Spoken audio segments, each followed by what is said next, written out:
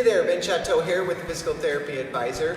Today we're going to go over more advanced techniques to deal with hip impingement syndrome. Specifically, I'm going to show you how to use a pull-up assistance band to really self-mobilize the hip and try to improve the mobility of the hip, which will ultimately improve or eliminate that hip impingement syndrome, particularly as you're going through your strengthening program, which we've demonstrated on other videos. So pull-up assistant band come in different thicknesses and weights. You really want one that's going to have a pretty decent amount of resistance and thickness. They usually go by poundage, so 50 pounds minimum up to 70 or more pounds assistance is what you're going to want to use. So we've got different sizes. That's the smaller size. I'm going to be using a green one here that's significantly thicker. Now the goal here, because of the way the femur works and the way it's articulating inside the pelvis, we really want the head or the ball of the femur to be able to glide and slide backwards better. Usually we have some tightness on the back side that's pushing that femur or the head of the femur forward, causing the impingement syndrome. So we really want to work on a certain direction and not other directions. And we kind of addressed that in the previous video where we went over some of the basics of what to do and what not to do. And of course, with all of these things, anything that makes your pain, that hip impingement pain, worse needs to be avoided at this time. This is not a no pain, no gain situation. You really need to be aware of what you're feeling and not aggravate things. So we're going to use this assistance as a way to mobilize that hip.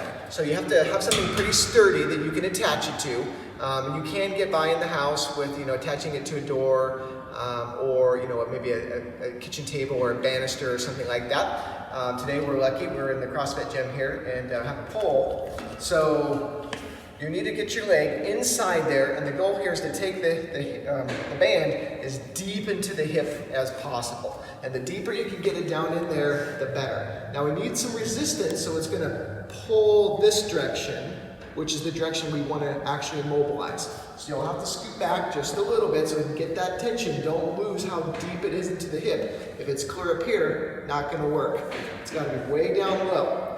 And we're going to start with the most basic of exercise first, and it's just a knee to chest. And you don't have to go all the way necessarily. Now for me, I could use a little bit more tension.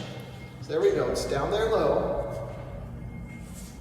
And as I pull knee to chest, that band is helping pull the head of the femur this direction, okay? And that's the direction we want to actually stretch. So we're stretching the back side, not the front side. So we can do a knee to chest as long as we don't get increased pain. And I like to oscillate a little bit on these techniques. Slow and steady, not fast, not painful. If you need to, you can bend the other knee if it's more comfortable on your back. Then we can also do a hamstring stretch. Again, I like to oscillate. So the goal here is not so much the hamstring as it is this band pulling that direction. If you need more tension, scoot away. No pain. Okay? So that's stretch number 2. Stretch number 3 is this figure 4 position.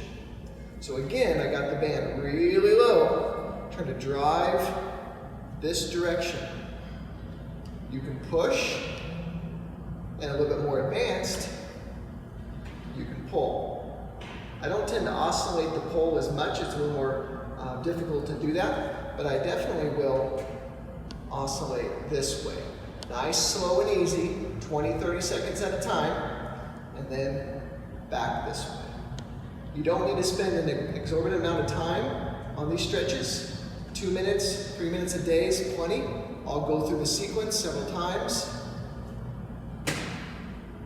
Just like that. Always avoiding pain, focusing on having the band do the work of pulling the bone that direction. You're going to need a fair amount of tension. Use your best judgment. Keep the band low inside the hip, and make sure you're doing all the strengthening exercises as well. I hope you find that helpful. If you want more tips and tricks, be sure to follow me on Facebook at the Physical Therapy Advisor, as well as on YouTube at the Physical Therapy Advisor. Thank you.